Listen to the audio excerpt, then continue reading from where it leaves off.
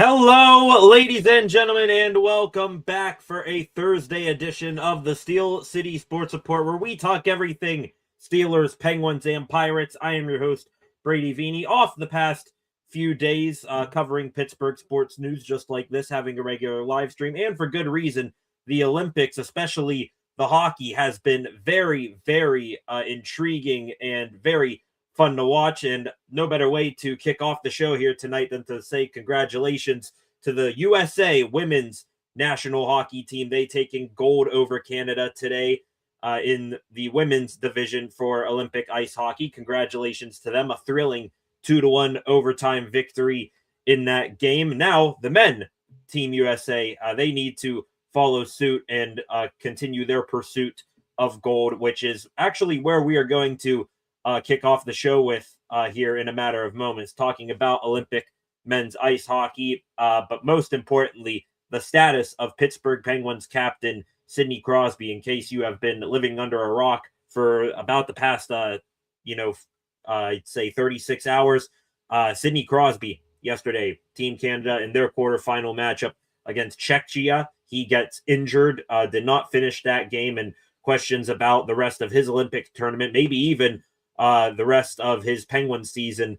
Those questions are up in the air right now. We do have kind of an update on Sid we will talk about here in a moment from Canada head coach John Cooper, but definitely, of course, when the team captain and the number one star of the Pittsburgh Penguins goes down with injury in an international tournament, and it could, who knows, put the Penguins season in jeopardy. Of course, we are going to talk about that to kick off the show here in a few minutes. Also, we will talk about some Pittsburgh Pirates baseball. The Bucs over the past 3 days continuing their full team workouts for spring training ahead of their first spring training game that will be coming up here on Saturday. Who is shining, who is not in those Bucco practices. One guy in particular, a certain 6'4", 19-year-old who just so happens to be the top prospect in baseball and one of the most highly anticipated prospects in years. Of course, he is lighting up camp right now for the Pittsburgh Pirates. We'll talk about him as well.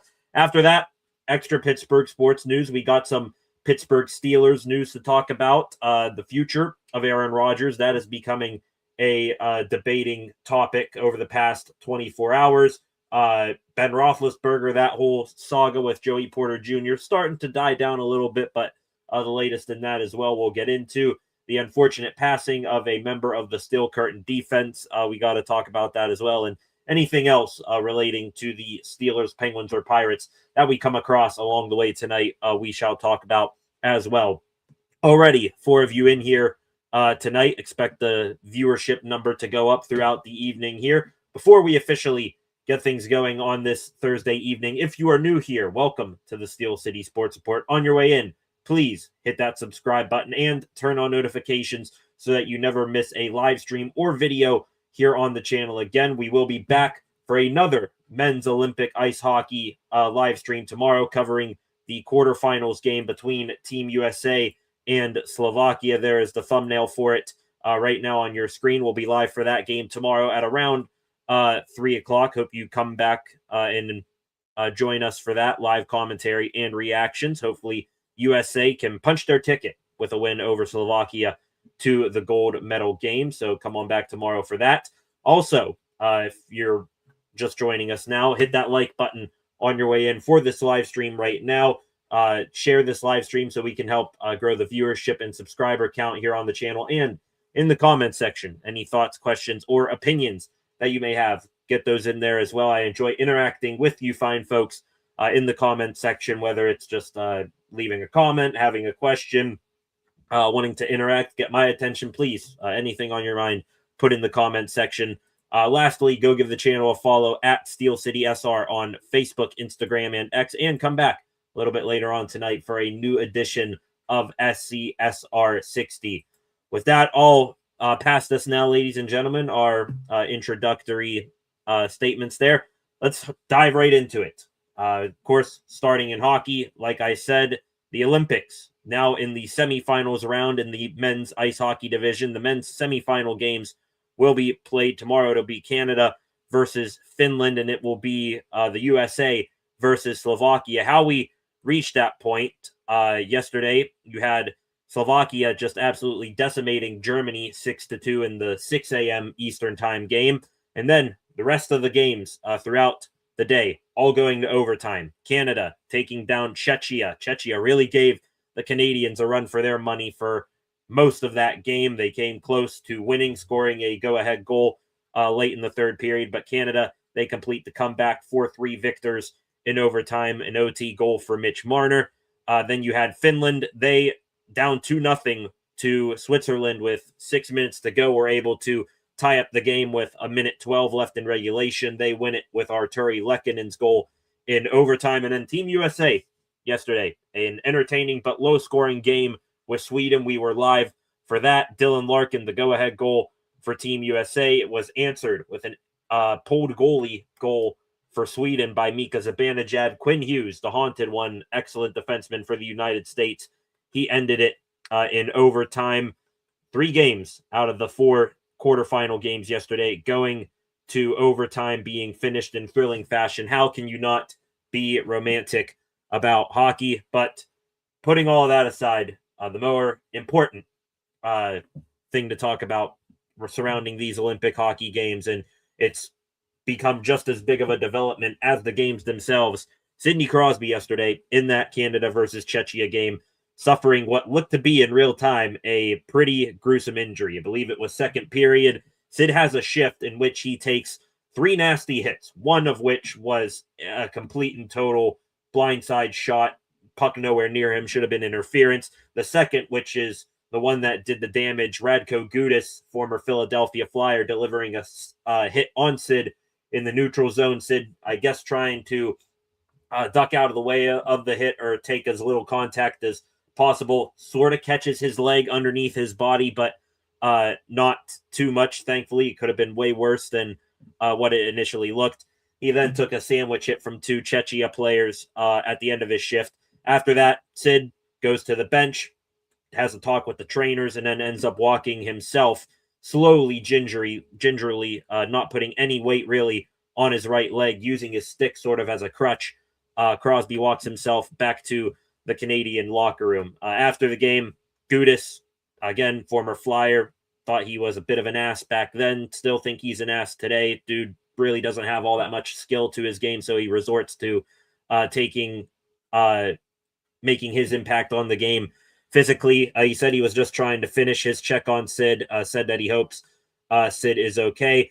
As much as I still want to be very, very angry at Gudas, I still think I am. I'm still pissed with Gudas that, he had to go after the captain. It felt like that entire shift, Crosby was being targeted, and Gudas was the spearhead of that movement there, that shift. But honestly, I'm more mad at the refs now, 24 hours after the fact, a little bit more than that. Shouldn't have even been in that spot in the first place. If they would have called the absolutely terrible and blatant interference penalty just moments before the Gudas hit, then Canada would have been on the power play, and Crosby probably wouldn't have been in that situation to get hurt in the first place. So I blame the referees and the officials just as much as I do Gudas. We also heard from Canada head coach John Cooper, who's the head coach of the Tampa Bay Lightning, immediately after the game as well. Last night said that Sid would be evaluated, and it was Crosby who said he didn't feel that he was in the right position to help the team for the rest of the night. Cooper then said his message to the team was, don't let this be Sidney Crosby's last game at the Olympics. Their response in the third period and overtime certainly dictated that the message got through. We learned late last night that Crosby would undergo imaging in Milan to determine the severity of his lower body injury. Cooper on the injury said he didn't know what was going on with Sid. He couldn't tell how bad the injury was. No sort of a poker face from Cooper there. And then today, we finally got the update on captain number 87 for Team Canada and the Pittsburgh Penguins. Cooper, this morning, telling reporters in Milan, this would have been about noon their time, but around, I'd say 6 p.m.-ish our time, Cooper told reporters in Milan that Crosby has not been ruled out. He will not rule out Sid for the rest of the Olympics. His quote here, we're taking this day by day, and we're not going to put anybody in harm's way, but if he can play, he's definitely going to go. We'll know more again in 24 hours. I assume more tests constantly are going to be done. Pictures, maybe even skating on the ice for Sid. More tests are going to be done on that knee over the next 24 hours. These quotes here is Cooper really telling about maybe the severity of Crosby's injury not being as bad as what we initially thought. Cooper, he is by no means ruled out of the tournament. If he can play, he'll definitely go. Tomorrow, Canada plays Finland in the semifinals, and Cooper also saying no one is yet going to be donning the C for Team Canada other than Crosby. It is international tournament rules that the teams must have a captain at all times wearing the C out there on the ice. Cooper emphatic that Crosby not ruled out and that Canada will not put the C on another player until we get definitive word that Sid will be out. And beyond Cooper, some other things dictating that Sid most likely avoid serious injury to his knee here. You had Josh Yohe. He covers the Penguins for The Athletic on the beat. He said his sources, just similar to what Cooper said that Crosby is iffy to play tomorrow or Sunday, but he very much desires to play. So Sid wants to play. I mean, that's not the most shocking thing in the world, Crosby wanting to fight through injury. Sid wants to play. Elliot Friedman, national NHL insider, he said, the way I read it, Sidney Crosby, is that he's trying to play. It's pretty clear. It leads me to believe that it's not the worst case scenario, but there's obviously something there. Yahoo Sports saying the Crosby injury not believed to be long-term, growing confidence he could return, but before the medal round, while Hockey Canada has not provided a timetable, early evaluations reportedly avoided worst case. So potential great news for Sid here today. Multiple insiders and John Cooper, all of them not saying that Sid is going to be all right or not directly confirming how good or bad the injury is. But from what everybody is saying, Sid wanting to play, if he wants to play, that means, and he's not getting told immediately, then that would probably mean that he will be good to go, at least for the Pittsburgh Penguins. Olympics, I bet you he's going to be questionable heading into every game from here on out, but at least for the Pittsburgh Penguins portion of his season, it looks like Sid avoiding some major time missed here. There's even another report here from Ryan Rashog. He covers the Edmonton Oilers for TSN, currently over there in Italy. He said it sounds like Crosby may go for a quick skate tomorrow morning to see where things are, even though it is unlikely that he'll play against Finland. But hey, if he's already skating after how his leg looked in those still image shots, then I'm going to take that as a great win and success here for the Penguins. Some other things about this Crosby topic right now. Everybody citing back to if Crosby is, able to go, if he feels that he can go back out there, even with the risk of injuring it further, he will. His comment before the tournament began, I don't think guys in this league are too worried about getting injured. The opportunity to represent your country at the highest level, the world stage, I think guys are more willing to accept that risk. So that was Crosby's feelings before the tournament. I think pretty easy to guess that, hey, even if his knee is at 75%, but there's, still a chance he could re-injure himself. He's going to go out there and play, especially should Canada make the gold medal game. But yeah, I mean, there's question. We know Sid is gonna, if he can. Question is, should he? If Canada's competing for the gold, then I would understand if, like, say they lose tomorrow to Finland, Canada does, and they play for bronze. I mean, I would tell Sid, please think about sitting out, but is it going to be his last Olympics? Who knows? Some other things here with Sid, the initial diagnosis, and it's probably what it is right now, his knee injury. Early reports from doctors online who evaluated the videos and such said it's an MCL injury.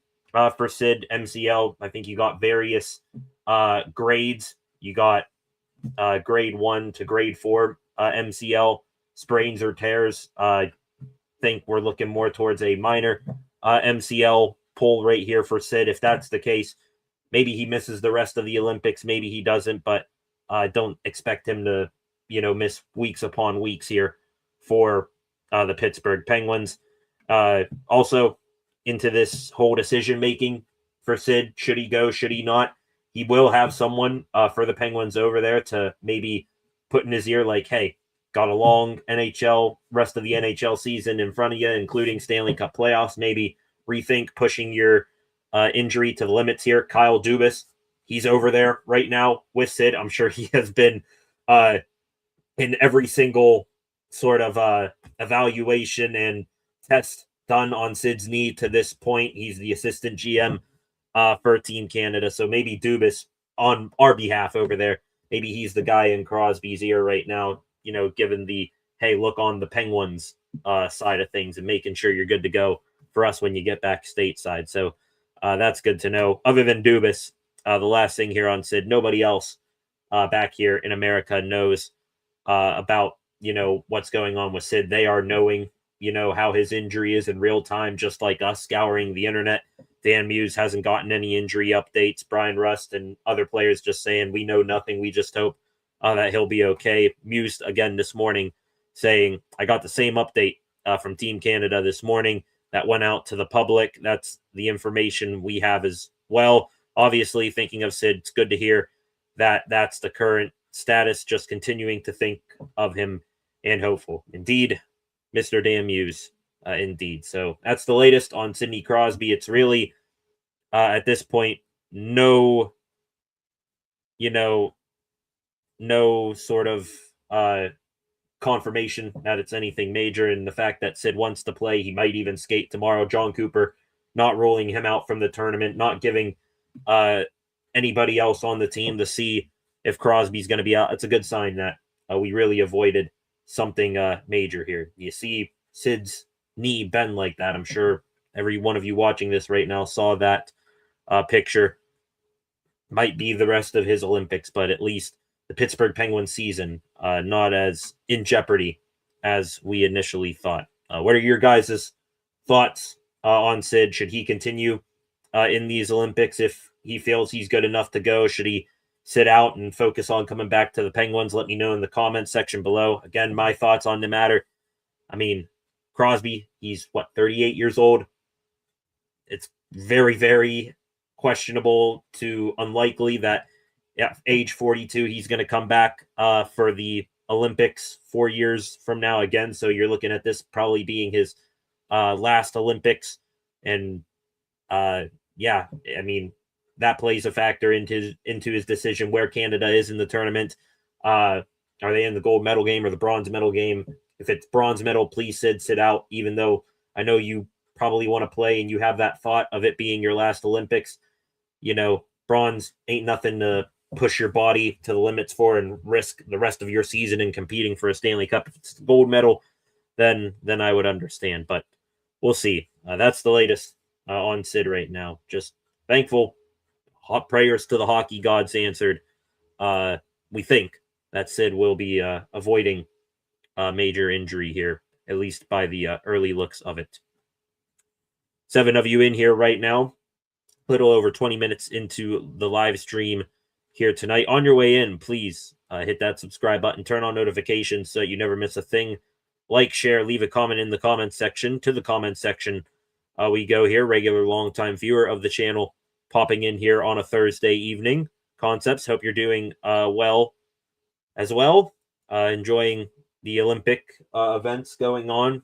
Watching tons of good hockey. I mean, that day yesterday, watching men's Olympic ice hockey, that might have been the best day of hockey that I've ever watched. And then seeing the women's USA team taking gold here today, that was exciting as well. Still got the Olympics on to my right here. I'm on NBC. It looks like we're doing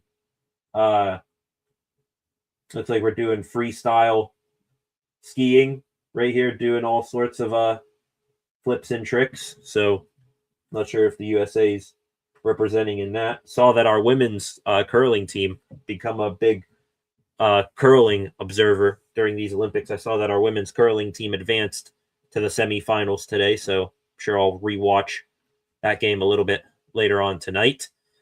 Concepts, another few comments here. It's all up to Sid and his medical staff, but honestly, it doesn't seem worth pushing it.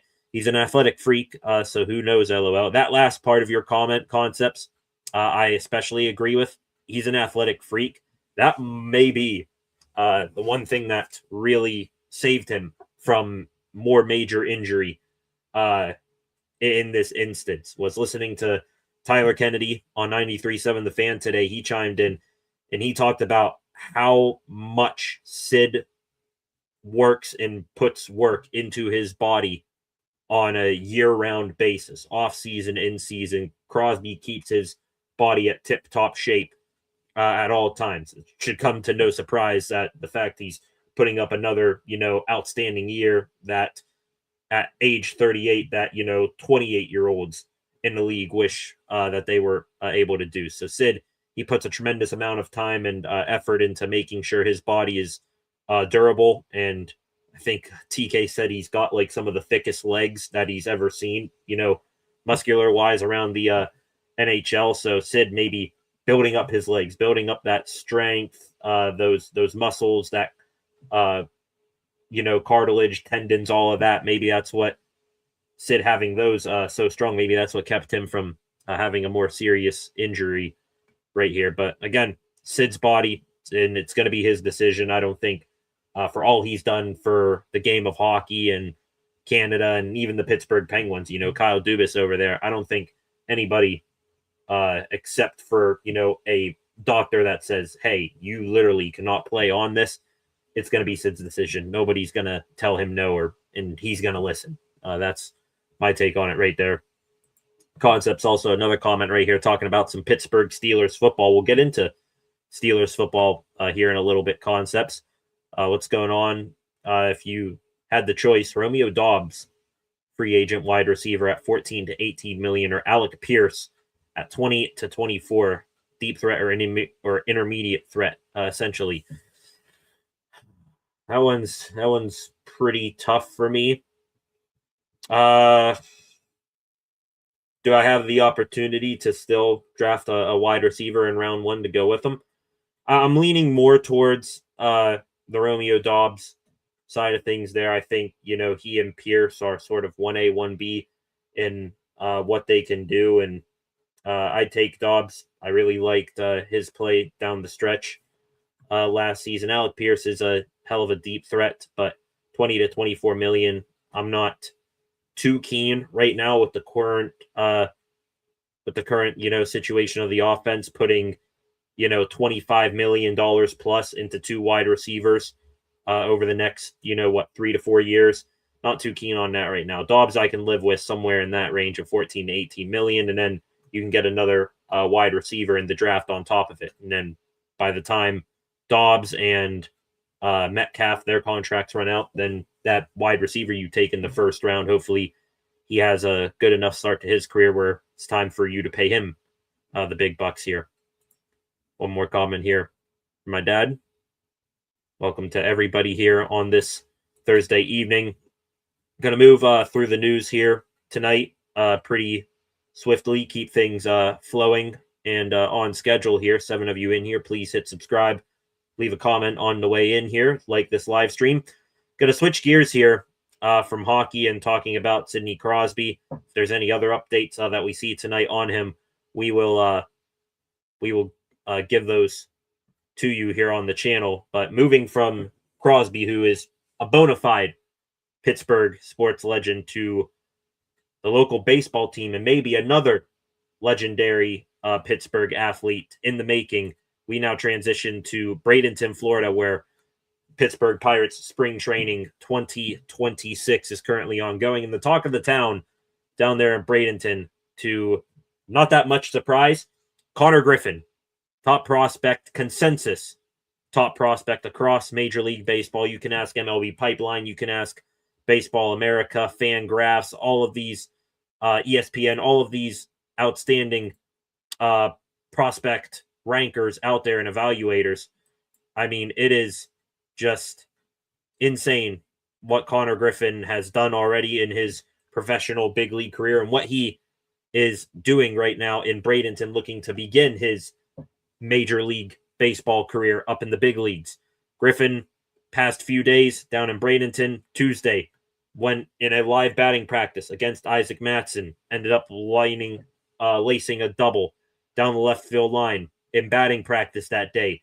There's a 410 sign out in center field down there in Bradenton, and the batter's eye, the big green wall, the batter's eye out there, Griffin put one over the batter's eye yesterday.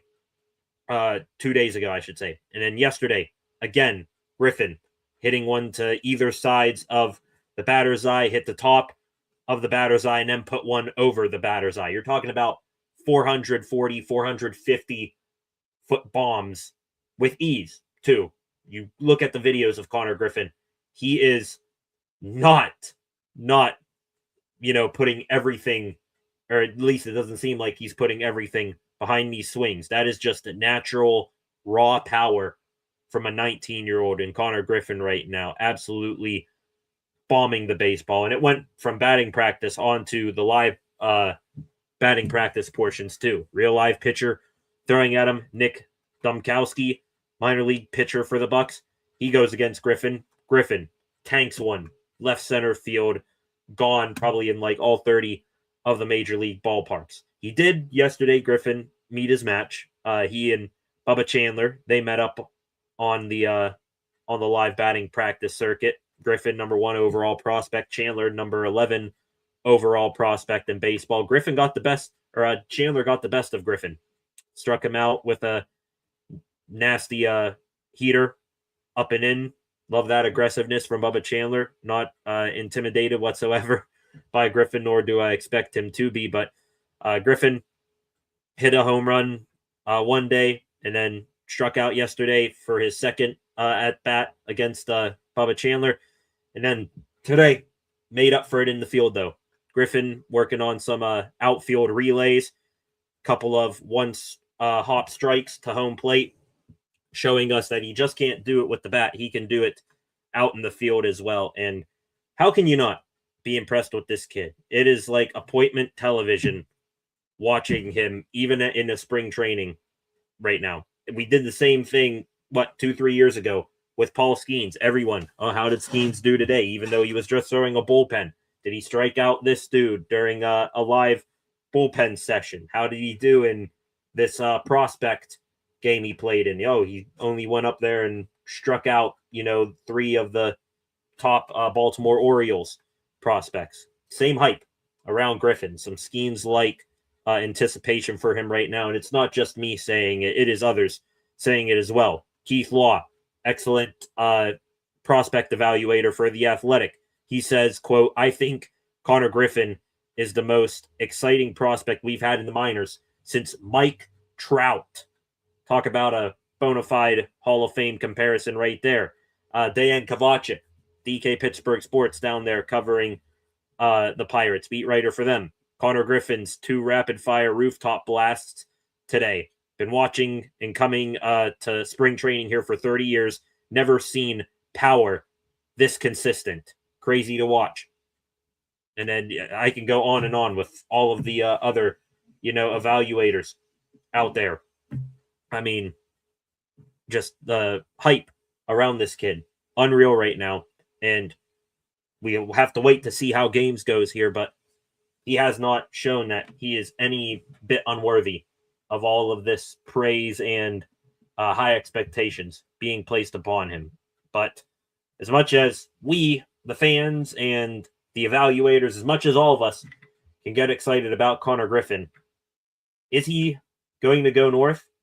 There's one guy that does not seem to think Connor Griffin has all that much of a chance to go north and go to the MLB team day 1 of the season.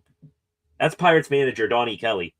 Kelly spoke yesterday with a local reporter, covers the Pirates, made the trek from Pennsylvania down there to Florida. He said about Griffin making the opening day roster for the Pirates, quote, I wouldn't. It would be a tough. It would be a tough ask. Keep in mind, he's only had a handful of at bats at Double A.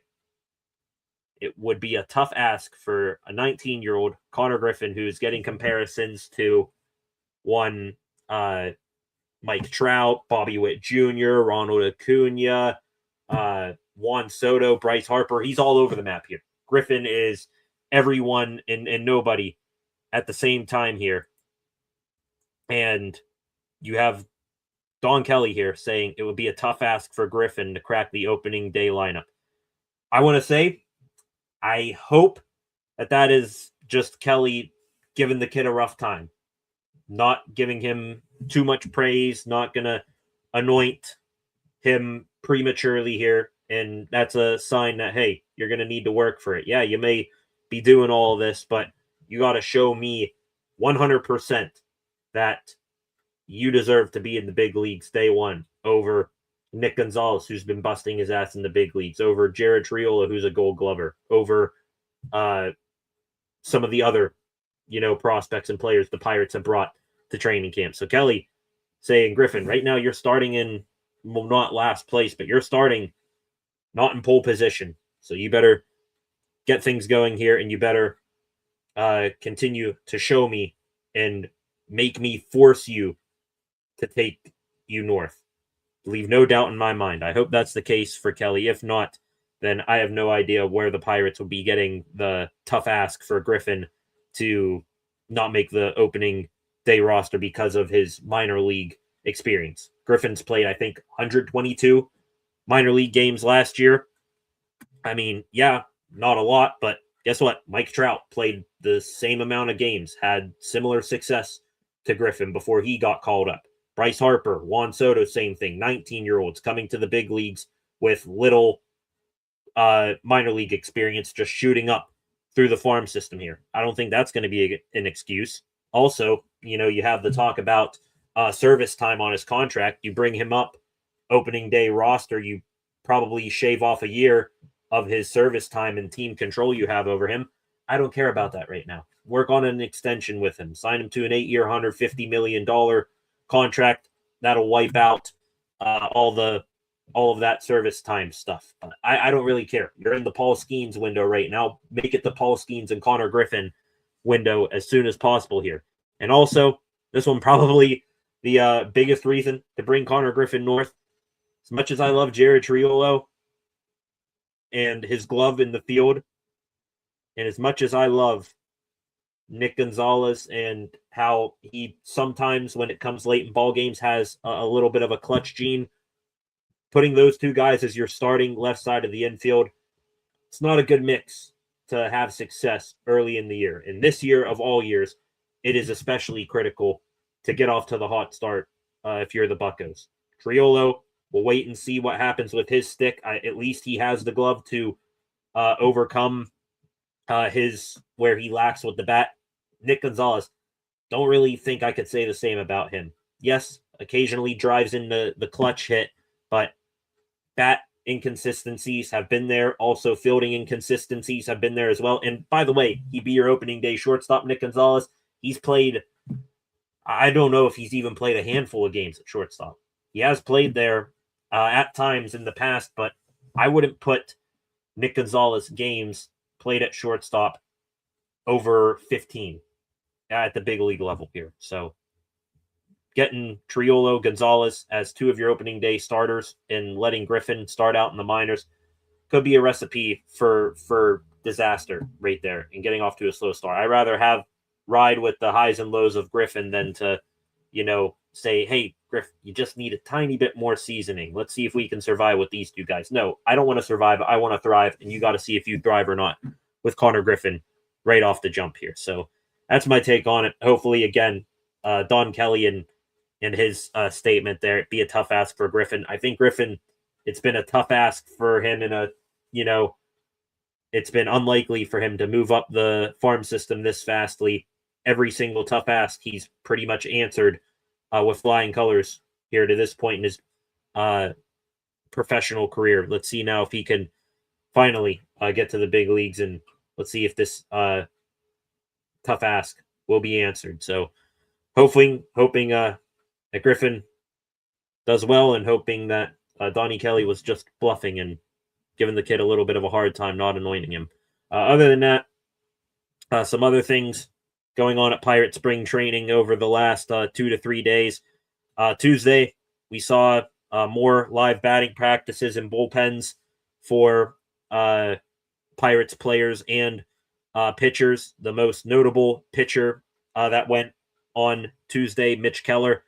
He ended up facing off with Brian Reynolds and O'Neill Cruz each 2 times. I think out of those 4 matchups, Keller got the best of them 3 times. Braxton Ashcraft, he threw live bullpen as well, went right at Spencer Horwitz and Nick Gonzalez. I believe ended up striking out both of them in just 2 minutes and 2 seconds combined. O'Neill Cruz, he again matched up with Mason Montgomery. Cruz has been looking throughout spring training thus far to get better lefty on lefty. Went against Montgomery to begin spring training. I believe he drew a walk in that matchup. This time, Cruz fighting to get to to keep his at-bat alive. 2-strike count. Had a solid at-bat with solid contact. So it looks like he got a hit there. Other than that, the batting and hitting from Tuesday, infield drills, no real changes to the defensive alignment. Jared Triolo and Manuel Valdez at third, Nick Gonzalez, Connor Griffin at short, Brandon Lau at second, and Ryan O'Hearn getting some work in the outfield and at first base. He was at first base on Tuesday, and Gene Lamont also made an appearance at Pirate City on Tuesday. Former Bucco manager, no longer a member of Don Kelly's staff. I believe he was brought in when Kelly took over last season in a consulting role. Lamont just a visitor this time. I believe he retired. Yesterday, some more good stuff from Bucco's spring training. It was media day as well, so guys were pretty much in full uniform.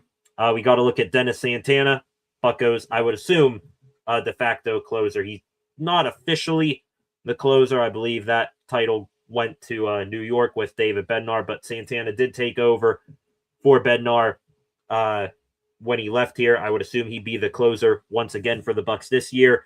Battled his way out of a 3-0 hole against Ryan O'Hearn before getting a called third strike on O'Hearn. You then had some infield drills for the catchers. You had Henry Davis, Joey Bart, Rafael Flores, Andy Rodriguez practicing throw downs to second and third base. And also really cool Pirates players and coaches last night helping host the Minnesota Miracle League today, teaching some very special kids some hitting, fielding, pitching, base running situations, really taking them all through the ins and outs of baseball. Cool to see. One thing we can always do here, talking about the Pirates, we can criticize the front office and all of that about the team they put on the field, but they do really bat 1,000 when it comes to community relations and giving back to the community. Just wish they would give back to the fan base a little bit more. On to today, what went down at Pirate City. You see the picture on your screen right now. Tons of people down there at Pirate City, all gathered around the fence.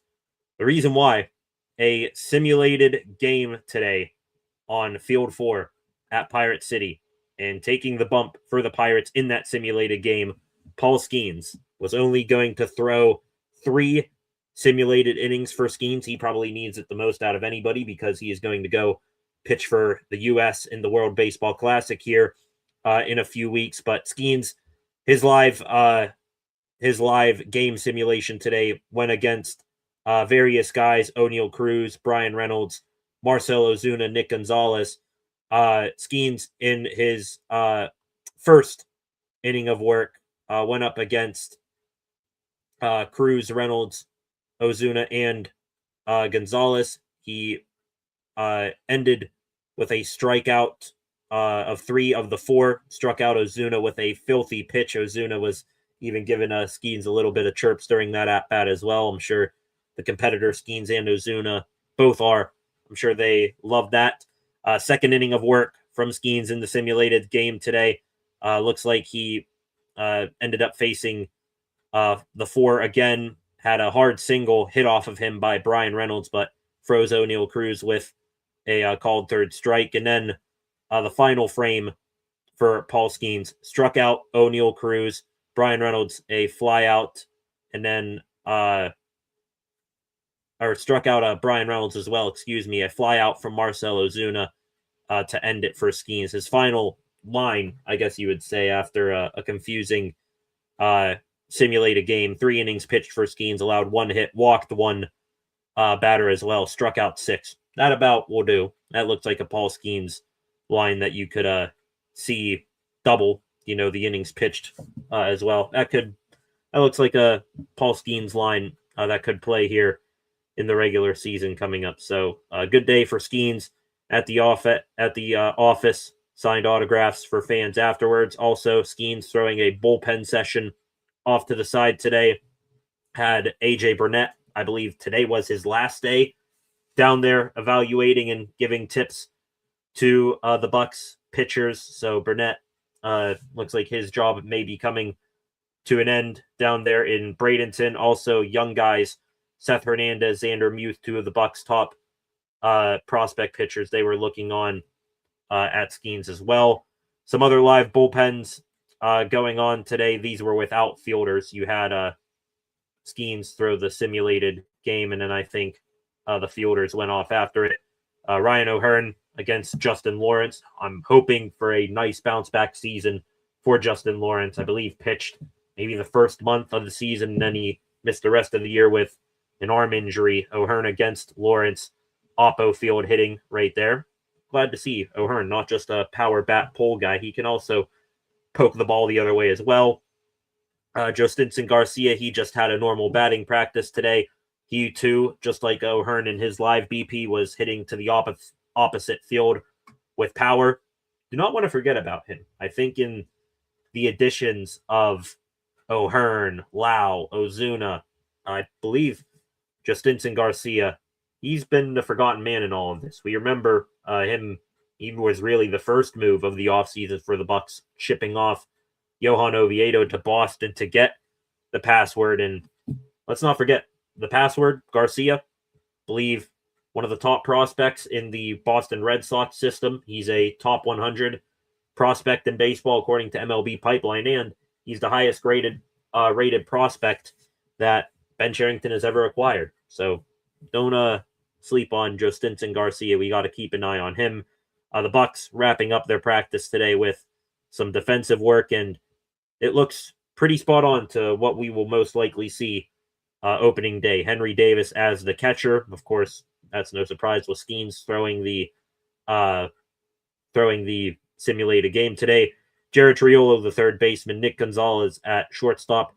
Brandon Lau, second base. Spencer Horwitz at first base. The outfield, again, it looks like Brian Reynolds will be making the move from right field back to left field. O'Neal Cruz in center field. Ryan O'Hearn will need to learn to be more experienced and comfortable in right field to begin the season. And I believe that catches us up with all that is going on at Pirates spring training. Again, they got one more full team spring training workout tomorrow on Friday, and then it'll be into the games Saturday. I believe it is a 1 o'clock first pitch against the Baltimore Orioles down there in Florida. So excited to talk about some real game action for the Pittsburgh Pirates, and not just needing to break down every single detail that goes on in these spring training practices. Be interested to see also who gets in these games this weekend for the Bucs to begin spring training. Please,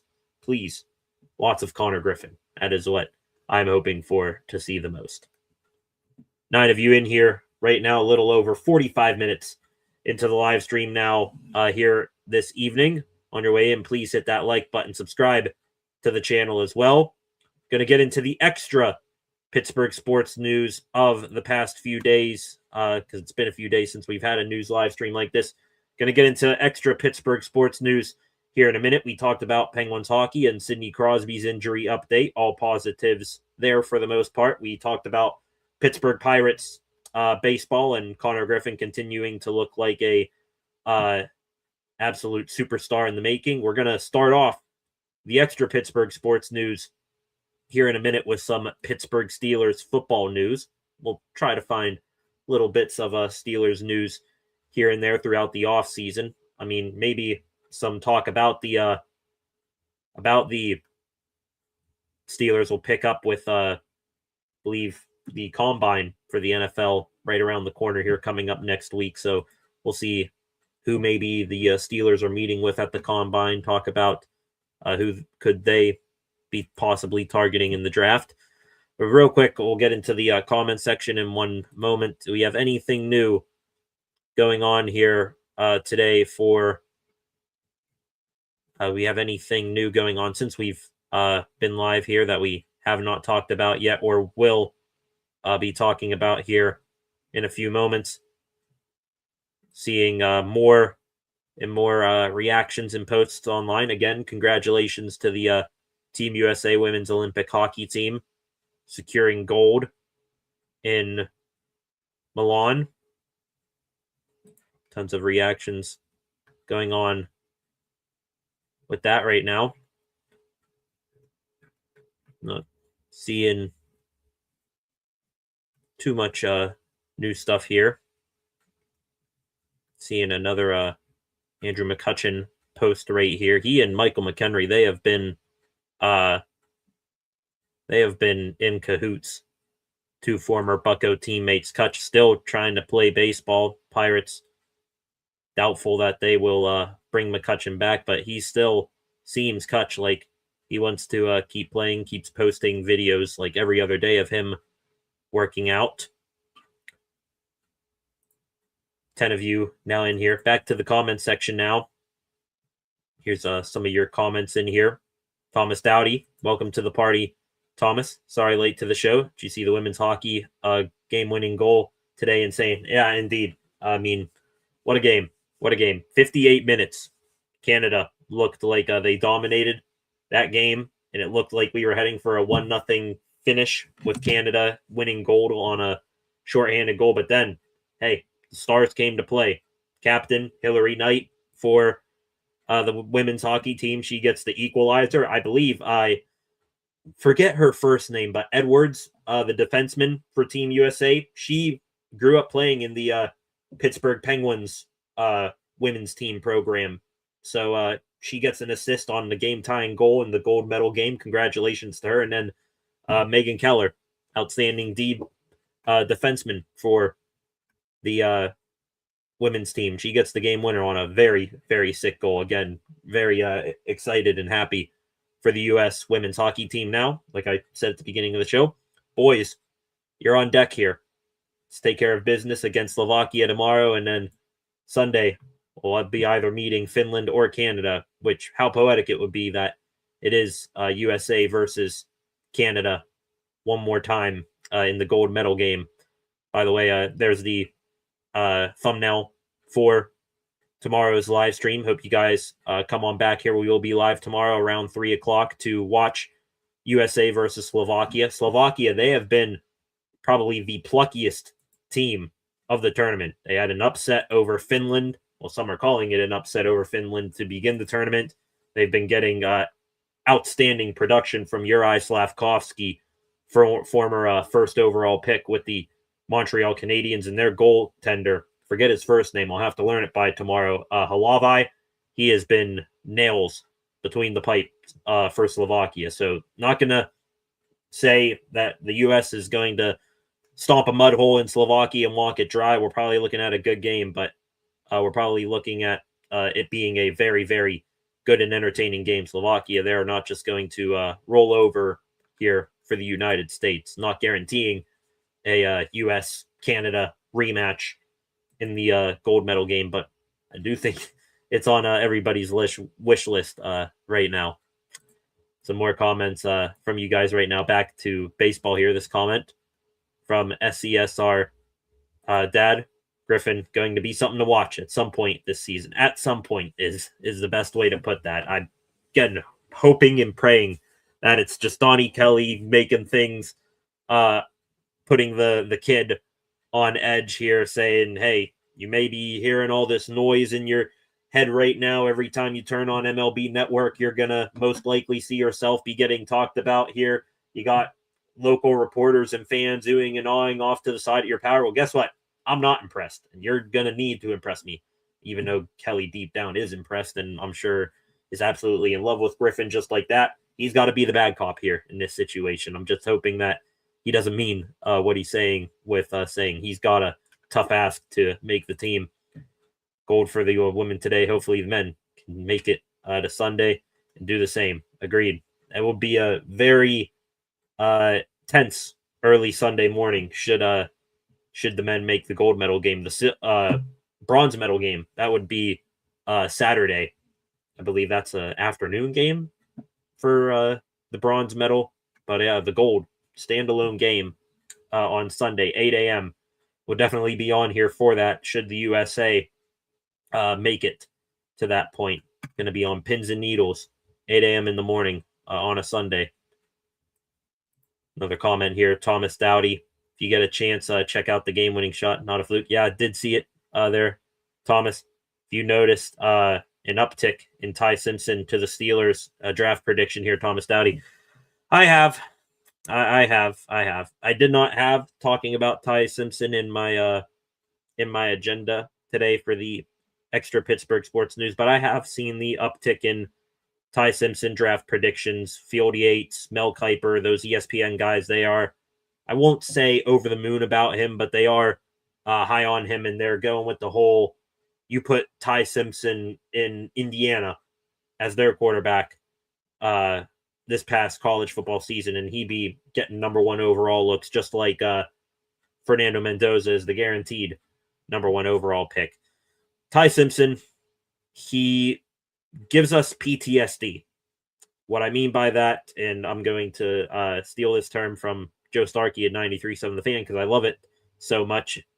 And honestly, he just only put a name to this diagnosis that we all finally have a name for it now, and Starkey coined it. Pickett traumatic stress disorder. We all think, that Fernando Mendoza, the 1-1, he's the unicorn of the draft, but beyond that, no outstanding quarterback behind Mendoza. And Simpson, he be, your closest guy to a first-round talent other than Mendoza in this draft class, and we're fearful that the Steelers are going to make another Pickett mistake. Weak quarterback class, and the top guy or one of the top guys in the class falls to you at 20 or 21. There's a reason he fell that far, because teams are smart and they want to, live to draft another day at their quarterback and not hitch their wagon to someone underwhelming, in a weak class. So I still wholeheartedly want the Steelers' first-round pick to be wide receiver, no bargaining, no changing in my mind right there. I want that to be the first-round pick for the Steelers. They can go out, back to a Concept's question earlier at the top of the show, they can go out, they can add Alec Pierce, they can add Romeo Doubs, they can sign every single wide receiver on the free agency market. I'm still drafting one because you need someone young and dynamic here in this offense. So wide receiver would definitely be my first choice. Ty Simpson, I mean, we'll see if I get talked into him a little bit more between now and draft night, but not overly high on him. I will say I would feel a tiny bit better. It's not Tomlin drafting Pickett, it's a quarterback guru, McCarthy drafting Simpson. I at least be a little bit more at least I'd be feeling a little bit better about his chance at development. And also, what would make me feel better about his development, trying to transition myself into the extra Pittsburgh sports news here, he may or may not have one of the greatest quarterbacks of all time in front of him, just like what Will Howard had last year. Not going to, discard Will Howard here, but if they do draft Ty Simpson, he'll have McCarthy, and he'll maybe have Aaron Rodgers in front of him. That takes us into the extra Pittsburgh sports news right now. Just like talks about the Steelers drafting Ty Simpson have kicked up over the last 24 to 48 hours, so has speculations on the future of Aaron Rodgers. You had a Didi Kinkabwala sideline reporter for CBS Sports. She was on 93.7 The Fan yesterday, and she very much covers the Steelers, I think, foremost out of all the other NFL teams she covers. She said it seems far more likely that Aaron Rodgers is done than he is going to return. She even put the term minuscule on his chances for Rodgers to returning. Minuscule, that's not 50-50. Hell, that's not even 25-75. That is like 99 to 1. The 1% chance being Aaron Rodgers returns. So King Kabbalah, she's saying that he is done. I'm not sure what her sources are. I highly doubt. I'm just reporting it because, she's saying it and because other NFL insiders and local reporters are saying it. Does anybody really definitively know what Aaron Rodgers is going to do? I mean, seriously. He has a small inner circle and doesn't seem like there's too many leaks in that boat right there. So King Kabbalah, she says that she feels Rodgers is more likely done than he is going to return. Jerry Dulac, who's the mouthpiece of Art Rooney II, works for the Pittsburgh Post-Gazette. He says that he thinks Rodgers has a far greater chance to return. He put it at 60-40 compared to what King Kabbalah said. I mean, at the end of the day, who knows what's going to happen with Rodgers? He could stay, he could go. I don't think anybody is truly confident in any of their predictions right now. The only thing that I do hope does not happen, I could be swayed either way. If Rodgers returns, okay. I mean, maybe with McCarthy and his offense, Rodgers plays better and maybe he can, develop along Will Howard a little bit more or a draft quarterback. Or if he doesn't return, then I'll look at it and say, all right, hey, moving in a youth direction. Will Howard, let's see what you got. Malik Willis or some other veteran they bring in off the streets. Can you rekindle some of your career here? Do you draft a guy? We'll see how they are immediately. But the one thing I do not want to happen, I'd probably be a little bit cool if Rodgers returned or he didn't. The one thing I don't want to see, please, for the love of God, do not take this all the way up to like days before OTAs to make your decision. So what Jeremy Fowler of ESPN reported today, he said, still unsure that Aaron Rodgers wants to play. Fowler saying it could take months for Rodgers to make that decision. I don't know about y'all.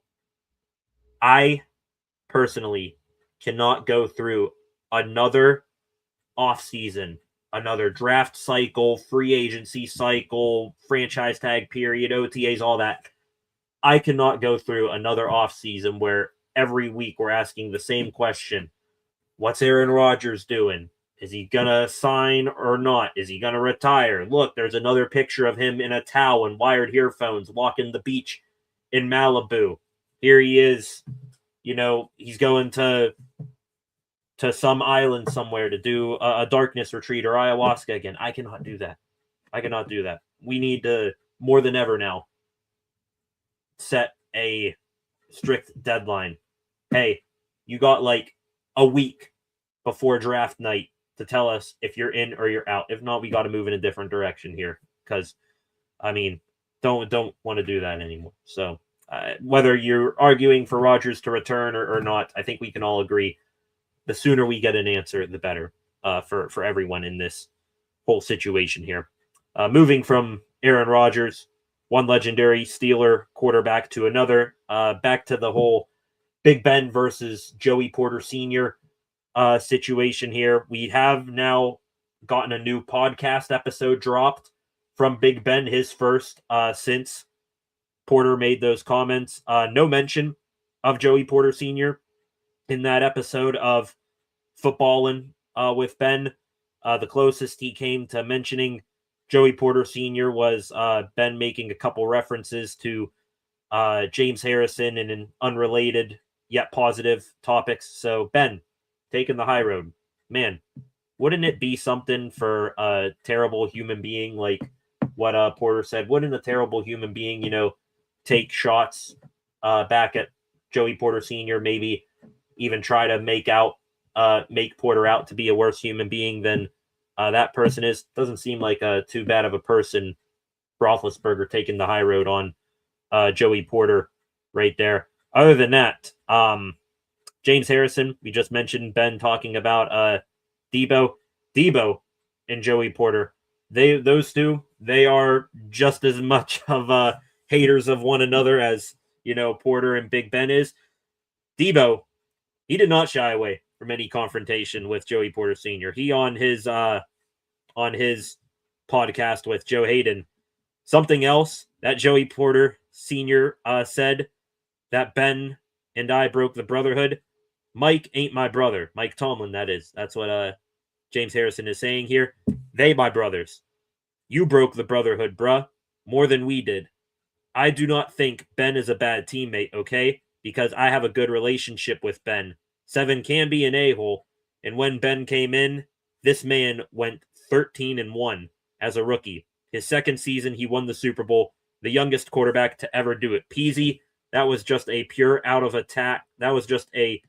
out attack on Ben's character. So James Harrison, he comes to the defense of Ben there. Also kind of took a shot at Mike Tomlin a little bit there, and of course that was directed at Joey Porter Sr. We did see Mike Tomlin again in another appearance he made now that he's done coaching. He was at North Carolina Central and a Morgan State basketball game, wherever that went. But, I mean, yeah, whole bunch of confusion right now around this Joey Porter versus Ben thing. Porter doesn't like Ben. Ben takes the high road. You've had multiple offensive linemen and a couple quarterbacks defend Ben. You've had multiple defensive guys and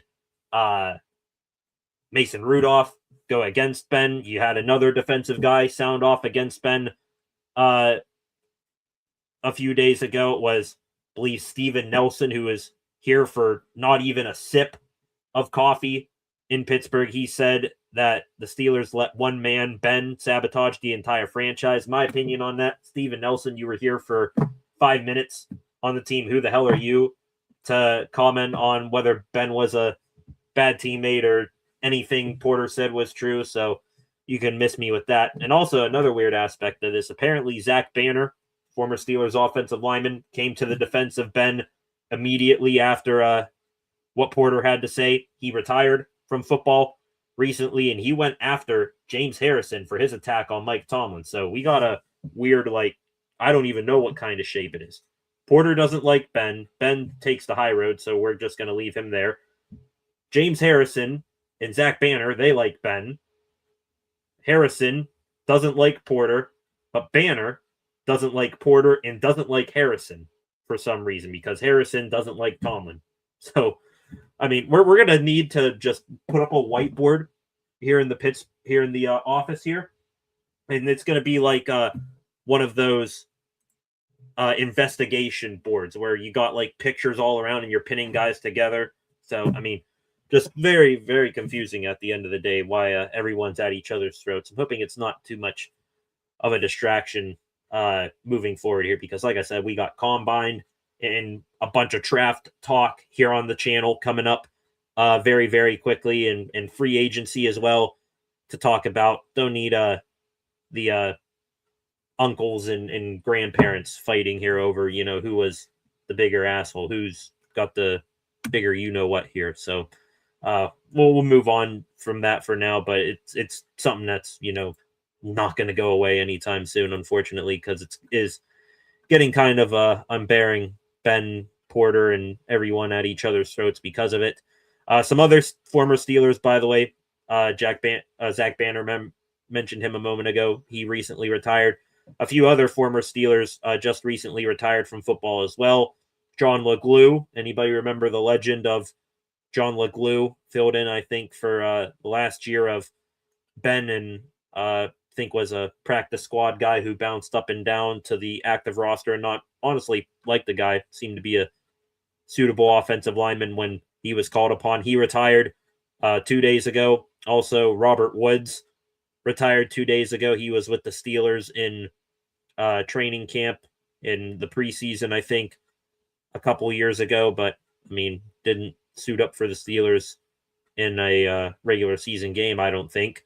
Another former member of Mike Tomlin's final coaching staff has now found employment elsewhere.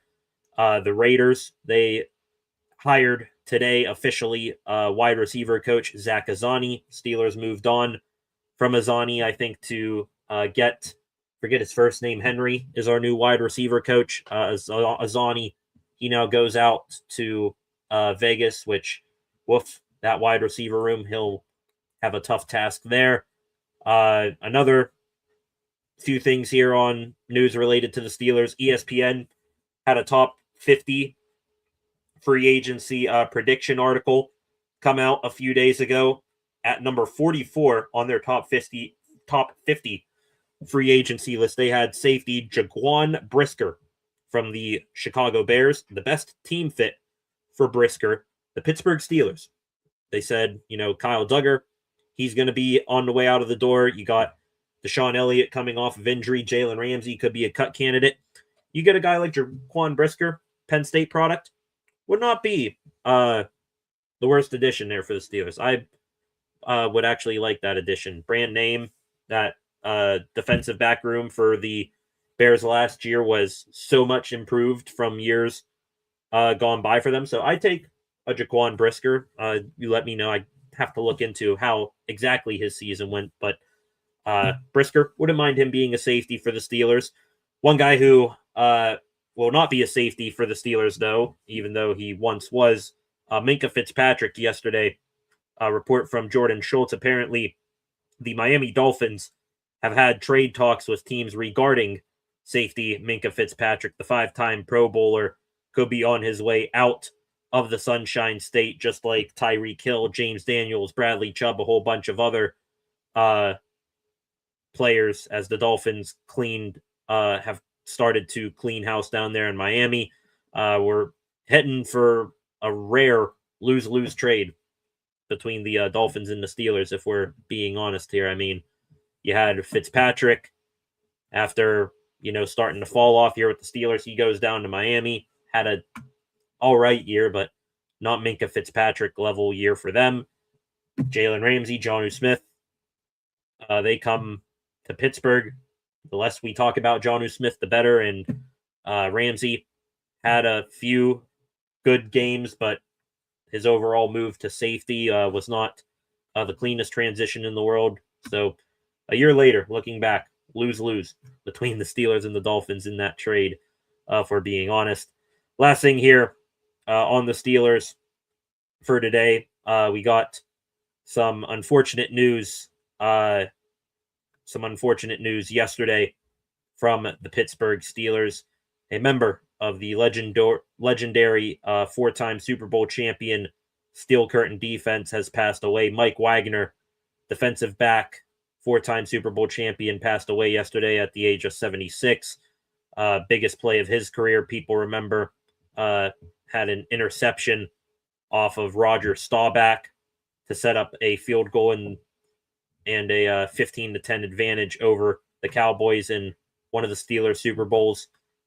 So, I mean, just sucks that these guys are aging out now, and want to give special shout out to Mike Wagner here, because it feels like Steel Curtain defense, everyone immediately thinks to the D-line, but defensive backs, even though wasn't as big of a passing league back end, they deserve some praise as well. The official statement from Art Rooney II, Steelers owner, on the passing of Mike Wagner: "We are deeply saddened by the passing of Mike Wagner, a tremendous player and integral part of some of the most successful teams in Pittsburgh Steelers history.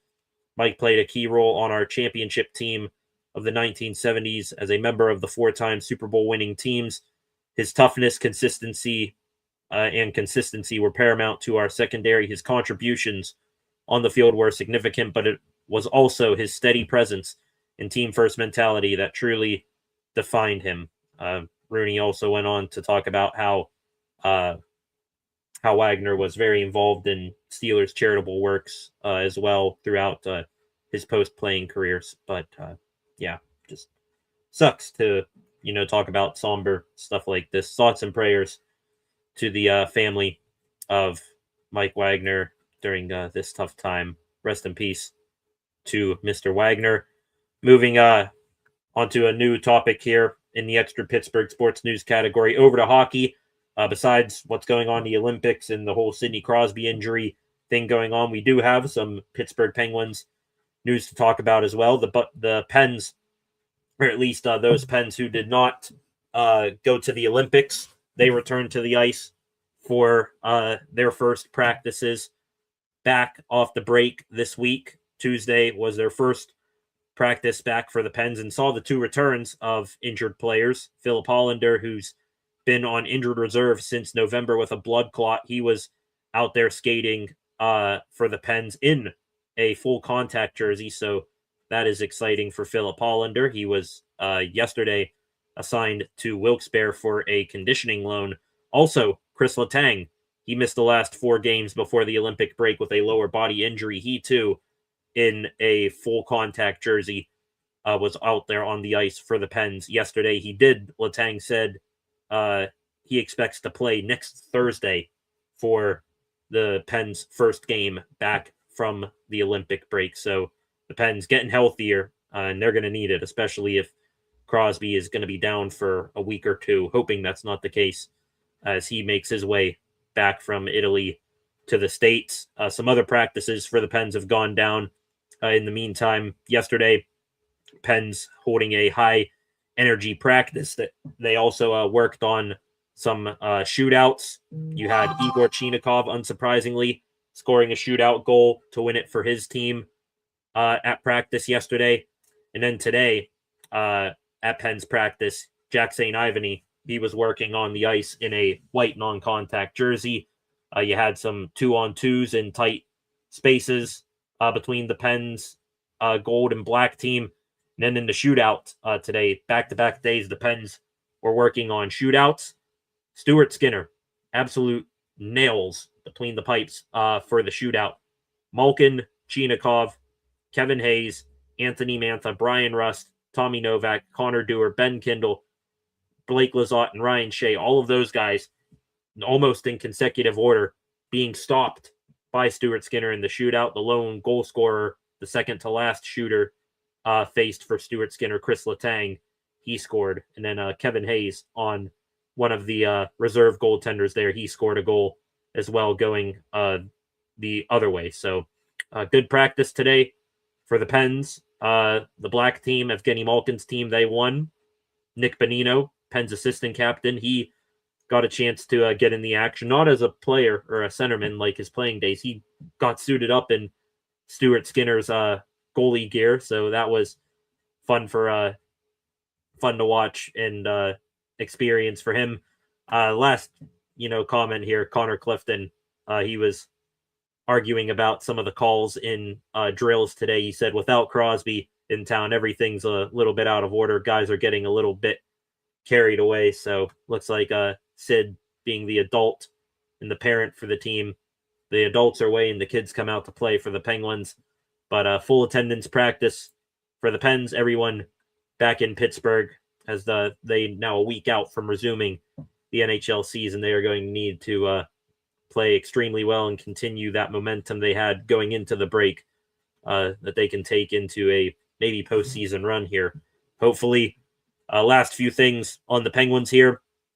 We got a new report out from an article from Josh Yohe, covers the Pens for The Athletic. We mentioned him a little bit early on tonight. He hitting a bunch of broad topics overall for the Penguins. The biggest thing that is on everybody's mind right now, aside from Sid's injury, Evgeny Malkin. It was said during the Olympic break that Malkin and his representation would be meeting with Kyle Dubas to maybe talk the future, maybe in a contract extension. Yohe, he out there on Malkin, he put out there that Malkin has a no movement clause. He loves Pittsburgh, has absolutely no interest in leaving. I think that's, no new news right there that, Gino loves Pittsburgh and doesn't want to go anywhere. It's just a matter of, will the Pens give him a new contract? David Pagnotta, NHL insider, he said that at some point between now and maybe the end of the weekend when the Olympics wrap up, there will be the conversation will be had then on the next steps of Gino's career and if he'll stay in Pittsburgh. I think it's pretty easy. to be quite honest with you. Malkin, the season he's having at 39 years old, I mean, only had a minor hiccup injury-wise and has been a constant producer in the lineup. Hit him with that 1 year, team friendly, I would say somewhere between the $5 to $6 million range. Just give him the 1 year contract extension, bring him back, and let him go out maybe with the rest of the guys here. I think Letang has 1 year left on his contract. Sid, I don't know what his contract's like, but keep bringing him back, and I think you could see a situation where the Pens, if they're playing well, you're going to have the core three together, Crosby, Letang, and Malkin, all ride off into the sunset relatively close to each other, if not all in one off season. The other things from Josh Yohe worth noting, talked about some guys who have been mentioned in trade rumors for the Pens, or who, could be perceived to be in trade rumors for the Pens. Yohe said it would take a lot for Kyle Dubas to trade Brian Rust. Means so much to the people in the Penguins organization. He might be a lifer. I love hearing that. I think Brian Rust has his contract getting close to expiring, and just mentioned that Sid and Gino and Letang, they could all ride off into the sunset together, all on the same horse. You may be looking at Brian Rust. The way he plays, him being a heart and soul guy for the team, very easily you could come up with the thought that Brian Rust could be wearing the C once Sidney Crosby decides to hang up the skates. Hopefully that's a long time from now, but Brian Rust, easy keep. Glad to hear that from Yohe there. Some guys who are, well, at least at the beginning of the season, were thought to be not so easy keeps around this time of year. Anthony Mantha, Justin Brazeau, 1 year deal signings for the Pens. Back when we were looking at this roster before the season started in August, we were looking like a lottery team. The Penguins were, and Brazeau, Mantha, guys who you thought, hey, 1 year rentals, see what production you get from them, and then ship them off for draft picks at the deadline. Not the case anymore. Yohe on Brazeau said it's far more likely now that the Penguins give him a new contract before the July 1st deadline than trade him. That July 1st is when free agency begins in the offseason. So July 1st, between now and then, Brazeau could be signing an extension with the Pens. I think that's easy. He's probably, out of all the additions you made this offseason, the most surprising guy. Was just a fourth liner, scrappy guy for the Boston Bruins in Minnesota Wild. Now he comes here and he's a, top two, top three line goal scorer. A big body you put in front of the net. Hell yeah, there. And then also Anthony Mantha.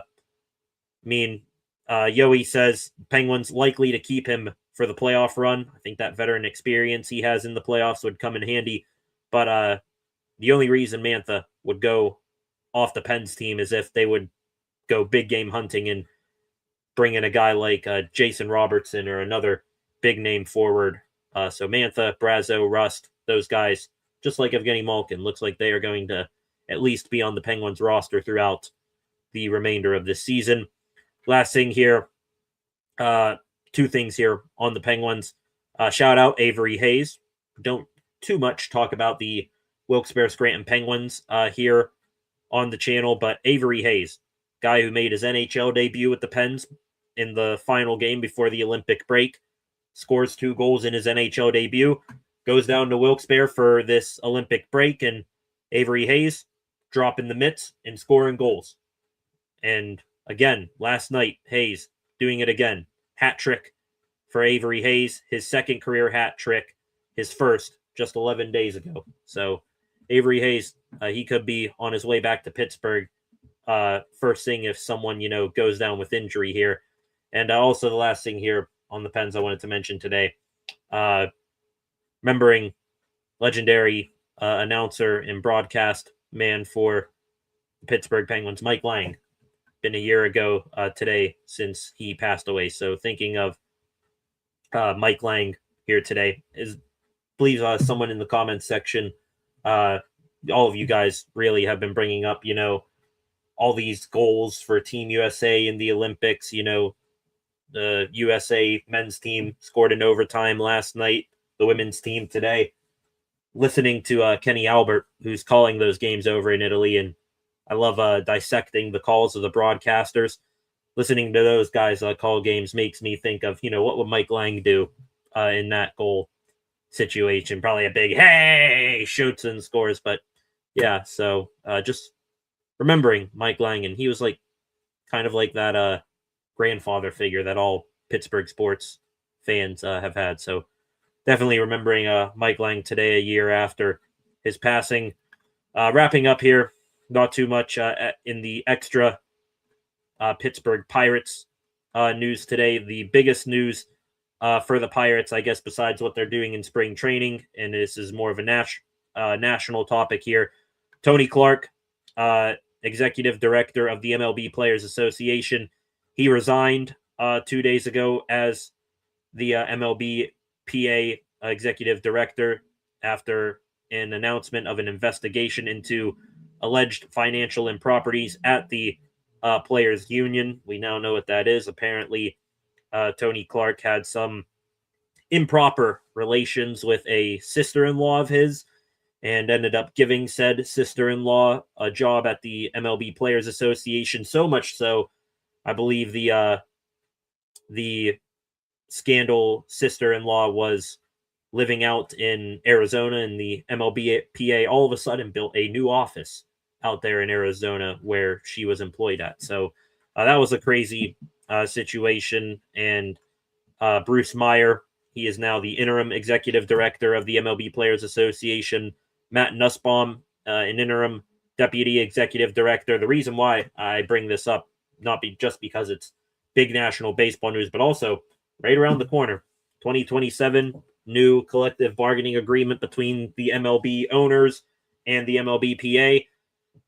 All of a sudden the MLBPA going over a unexpected turnover in leadership that could maybe be an advantage for the owners in bargaining for a salary cap here, but we'll wait and see. Paul Skeens, by the way, he also involved in this. He is one of 8 members of the executive subcommittee for the Players Association. He, along with Chris Bassett, Jake Cronenworth, Pete Fairbanks, Cedric Mullins, Marcus Semien, Tarek Skubal, and Brent Suter. Those are 8 players that are on this subcommittee. The subcommittee is the highest ranking government body in the MLBPA. So Skeens had a quote on this, said he feels good about where the Players Association is at, and he feels that the biggest strength of the MLB players is the commitment and unity as a group. So even though they're going over a executive director change, sounds like Skeens being on the subcommittee,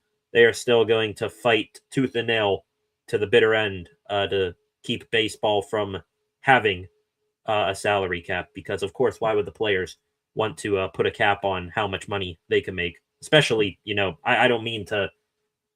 This is not meant to take a shot at Paul Skeens. He will deserve every single penny and then some of what he ends up making in a big boy contract later on down the line here. But why would he and the others want to put a cap on what they can make, especially, Skeens? Dude could end up making $500 million if he continues his pace of what he's pitching at right now. So also Henry Davis, apparently he's a union representative for the Pirates in this MLBPA thing. He just said, we're looking to turn the page and we feel we're getting things sorted out as a union moving forward. So we'll see what comes of that. And I'm sure we'll have talks about the lockout in baseball down the line. Last few things here on the Bucs for today. Of course, talks are still going on about who possibly the Pirates could add to their roster, whether it's a third baseman or an outfielder or a starting pitcher. Starting pitcher, I think left-handed pitcher, that's probably the most likely addition that the Bucs would make, should they make one. Yeah, Jason Mackey of the Pittsburgh Post-Gazette 2 days ago saying that Patrick Corbin, left-handed starting pitcher, I believe he's 36 years old, something like that. He wouldn't cost a lot of money for the Pirates and is coming off of a best season. He is a possible fit for the Pirates. Wouldn't mind that. Probably be the last year or so of his career. But Corbin, national or World Series champion, was a key member of the rotation for the Nationals when they won the World Series back in 2019. Has had various highs and lows in his career, more highs than lows. Seems like a good guy, an experienced guy to get around this young and inexperienced pitching staff. And he's also lefty. I think you're killing two birds with one stone there. Get a lefty to your rotation. Also a guy that knows how to work with kids. So I'd be cool with that. Last two things on the Bucs today. Happy birthday, Carmen Majinski. Speaking of, the rotation, apparently he's a guy that's still in consideration for the Bucs final rotation spots as well. And also, I mean to end this with full sincerity today, pissing off Cincinnati Reds fans. This has nothing to do with the Pittsburgh Pirates. It does have to do with the Pittsburgh baseball team. Apparently, Joey Votto, former Reds All-Star, stopped by the Pittsburgh Panthers baseball practice, and during the batting practice was giving advice to the hitters. So, looks like even Reds legends want to help out Pittsburgh. I'm sure the Reds fans are absolutely loving that piece of work right there. Joey Votto helping the Pittsburgh Panthers. Nothing to do with the Reds whatsoever, or Cincinnati. All right, ladies and gentlemen, we're now about to hit an hour and a half here on live stream. I believe that is going to just about wrap things up here tonight. Wrapping up with your final comments of the night here. Flacco saying he doesn't want Ty Simpson as well. But hey, I mean, that's pretty much my take on it, Flacco, just like you. I'm okay with waiting until next year and seeing what Will Howard has. I think that's what everybody, all Steelers fans, want. Might not be what the organization wants, but that's certainly what all Steelers fans want. You get to see what you have in a national champion quarterback, even though he's a sixth-round pick, and he either continues that hot streak to end his collegiate career and is good, or, him, if he's bad, wouldn't be the worst thing in the world, because then Steelers higher draft pick in a much better quarterback draft class. All of you guys saying wide receiver first round as well. If not Aaron, Will Howard. If not him, then give me Jameis Winston. Ooh, you want to talk about a guy that would absolutely capture the hearts of Pittsburgh Steelers fans. Winston, he is a national treasure, Jameis Winston. I'm glad he's out of Cleveland now, because you're talking about a dude who is just a character. I'm sure Steelers fans will love that. And he's going to throw for 4 touchdowns, but he's also going to throw 3 interceptions probably. At least he'd be entertaining more than Aaron Rodgers or Will Howard, both on and off the field. Jameis Winston would be entertaining, that's for sure. Last comment here for the evening. THP, right here. Yo, man, sign me up for Team Connor Griffin bandwagon. I'm riding shotgun on that bandwagon. You can hop in the seat right behind me. Just please don't kick my seat. And we're going to need to extend and open up this bandwagon. It's going to be a super stretch limousine by the time the bandwagon is all filled up here. So, yeah, excited for Connor Griffin. Hope he gets the legitimate shot that he deserves, being a phenom compared to Trout, Acuna, Witt, Harper, Soto. Hoping he gets the legit shot that he has earned. Not just deserved, but earned. That's for sure. All right, ladies and gentlemen, I think that is going to wrap things up here this evening. I want to thank you all for coming back here tonight. We were live Monday for a news stream like this, off Tuesday. Yesterday, we had a Team USA hockey live stream that went pretty well.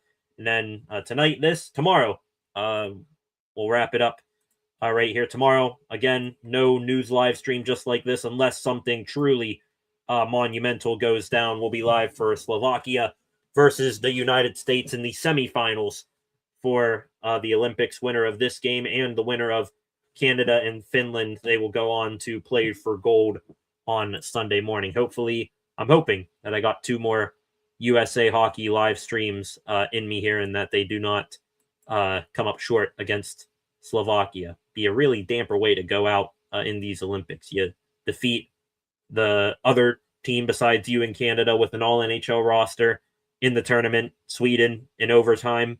You take those guys down just to lose to Slovakia. No disrespect to Slovakia. They are an excellent team. They got some NHL talent. Their goaltender has been hot, even though he came in unknown to everybody. But still, everyone still has that dream. Canada versus the U.S. And by God, let's hope that we get a good gold medal game here with the U.S. involved in it. So that's going to do it here tonight. But yeah, thank you all for coming back and coming to the hockey live streams. No live stream like this tomorrow. Will be live for USA Slovakia, like you just saw. But on your way out, please leave a like, share this live stream in the comments section. Any thoughts, questions, or opinions that you may have, get those in the comments section.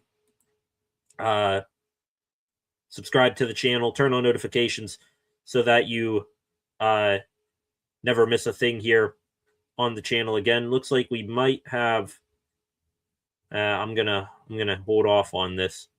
Thought we had one last update from a big NHL insider here on Crosby before we log off, but it's not anything truly new. It does sound like Crosby will indeed try to skate tomorrow morning before Canada's game. So yeah, we'll meet back here tomorrow. USA versus Slovakia. Thank you for coming back tonight. On your way out, subscribe, turn on notifications so that you do not miss a thing. Like, share, leave a comment. Go give the channel a follow at Steel City SR on Facebook, Instagram, and X. And tune back in a little bit later on tonight, eventually, for a new edition of SCSR 60. Thank you all. Have a good rest of your Thursday night. Please come back here tomorrow, 3 p.m., USA versus Slovakia. Winner goes on to the gold medal game. Let's cheer on our country. See you guys back here then. Peace.